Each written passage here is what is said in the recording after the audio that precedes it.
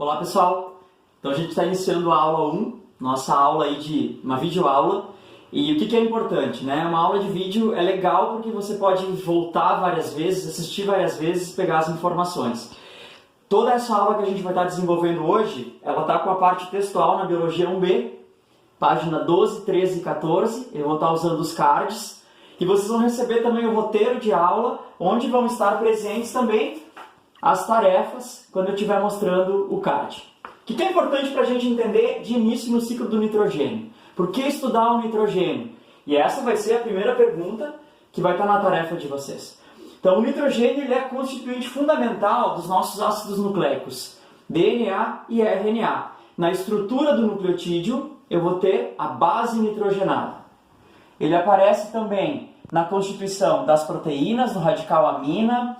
Ele aparece também, consequentemente, nas vitaminas, uma amina para a vida. Na produção de energia, molécula de ATP, na precursora ADP, no NAD, no FAD, nos aceptores de hidrogênio. Então, o nitrogênio ele é um composto extremamente importante. E qual que é a sua fonte? Como a gente viu lá nas aulas de ciclos biogeoquímicos, e vocês vão receber o material para poder preencher também e acompanhar essa aula, bem importante que vocês imprimam. Nós temos a fonte, caracterizada por um quadro, então.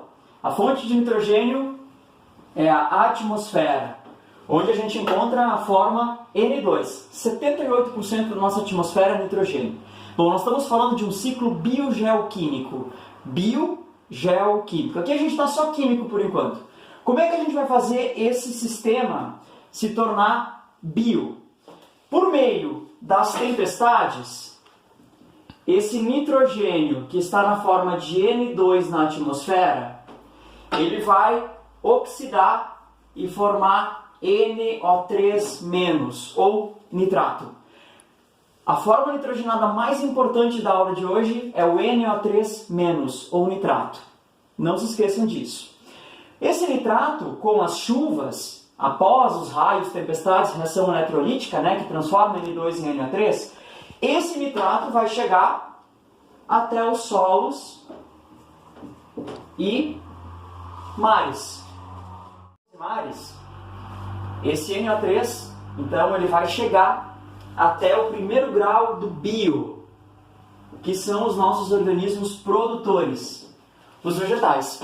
E por meio das raízes, o NO3, que é altamente solúvel e absorvível, ele vai entrar na estrutura do vegetal, formando ali ácidos nucleicos, DNA, RNA, proteínas e assim por diante. Mas isso não fica eternamente nos produtores. A gente sabe que por meio da cadeia alimentar, os produtores servem de alimento para os consumidores. Desenhei os consumidores aqui, não deem bola para os meus consumidores, tá, pessoal? E os consumidores, eles vão ter um primeiro aspecto que é a excreção. A excreção libera ureia, amônia, ácido úrico, compostos nitrogenados, que a gente usa inclusive como adubos.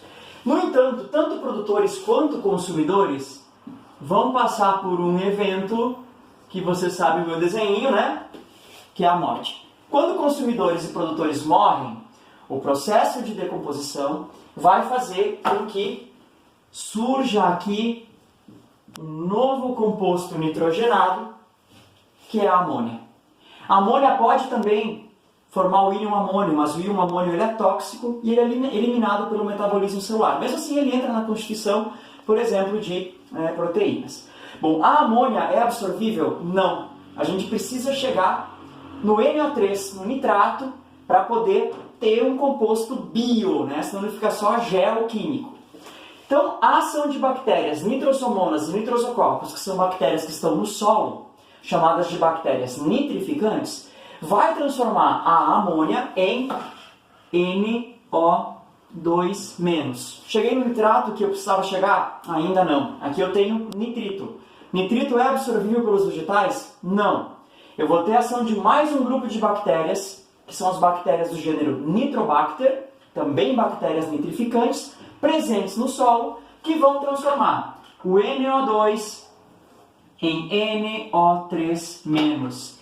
E aqui eu chego no elo, mais uma vez, extremamente importante. Cheguei no nitrato, que é o meu ponto importante. O que vai acontecer com esse nitrato? A gente sabe que o nitrato é altamente absorvível. ele retorna pelo ciclo. Por ele ser solúvel e passar por um processo de absorção e reabsorção vegetal, uma parte desse nitrato vai ser reabsorvido novamente pelas raízes das plantas. Mas e o que sobra? O que sobra vai descer pelo relevo, junto com a água, com a erosão, com o escoamento, com a lixiviação, e novamente vai chegar até os solos e mares. E aqui nos solos e mares, mas principalmente nos mares, esse nitrogênio, que é NO3 que sobrou, ele vai encontrar um novo grupo de bactérias, que são as pseudomonas. Essas bactérias são chamadas de bactérias desnitrificantes. E elas vão fazer o quê?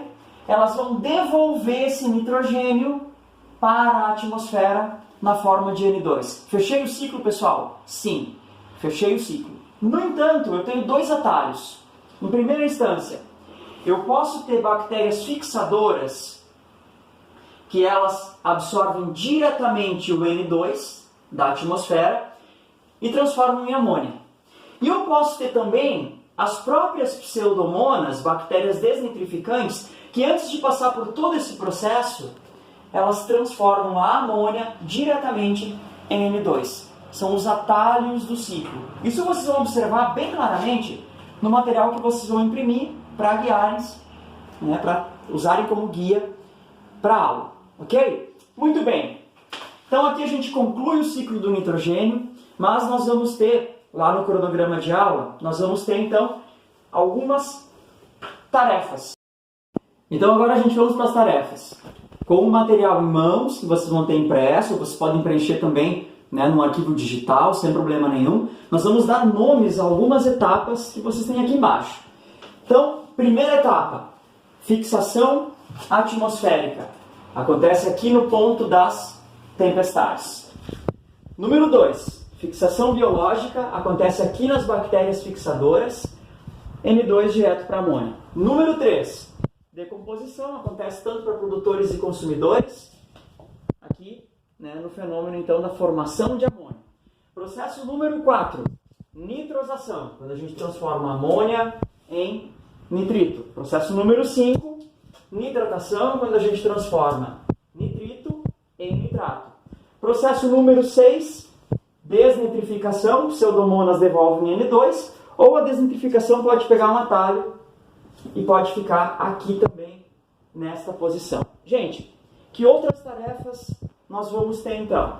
Vocês vão receber aí no roteiro de aula, tá?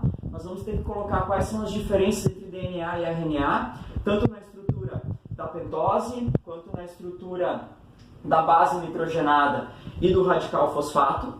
Nós vamos ter também por que o processo de nitrificação ele é chamado de metabolismo oxidativo. Vocês vão ter que resolver o NOx de cada uma dessas substâncias químicas para encontrar o NOx do nitrogênio, tá? Revisão do conteúdo de segundo ano. Vocês vão ter também que contextualizar o que é a adubação verde, o que é a rotação de culturas e qual a influência das queimadas, né? A influência negativa das queimadas para o empobrecimento do solo, para que esse solo fique com pouco nutriente, oligotrófico. Lembram lá do cerrado? Então essas são as tarefas que vão entrar aí para vocês. Eu vou estar mandando um vídeo também que auxilia na resolução dessas tarefas e a gente se encontra na próxima videoaula. Um grande abraço.